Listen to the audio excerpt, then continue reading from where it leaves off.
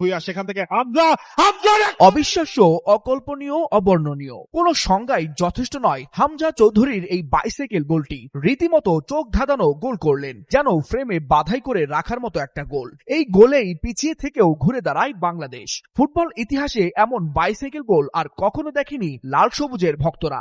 নেপালের বিপক্ষে FIFA friendly ম্যাচে সেই ইতিহাস লিখলেন ইংল্যান্ড ফেরত বাঙালি ফুটবল জাদুকর হামজা চৌধুরী। তার এই বাইসাইকেল গোলকে কোনোভাবেই সংজ্ঞায়িত করতে পারছে না দেশের ফুটবল প্রেমীরা।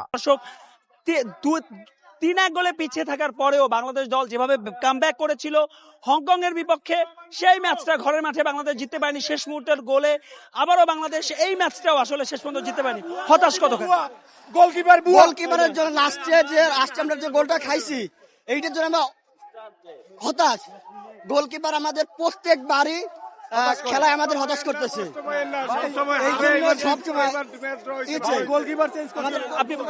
শুধু গোলকিপারের দোষ দিলে হবে না, এই বাংলাদেশ বাফুফে এখনো এই টিমটাকে ফিটনেস হিসাবে ঠিক করতে পারেনি।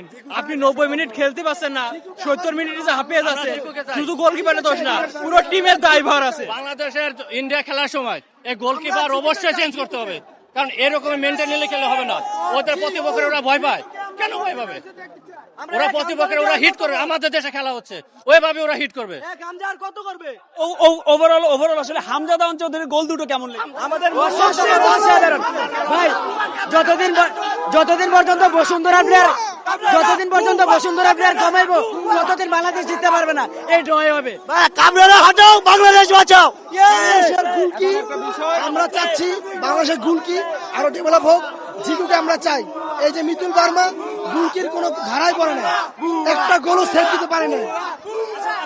আপনারা কাবরার কথা বলছিলেন, জি করে চাই গোলকিপার মিতুল আমরা চলবো না এখন।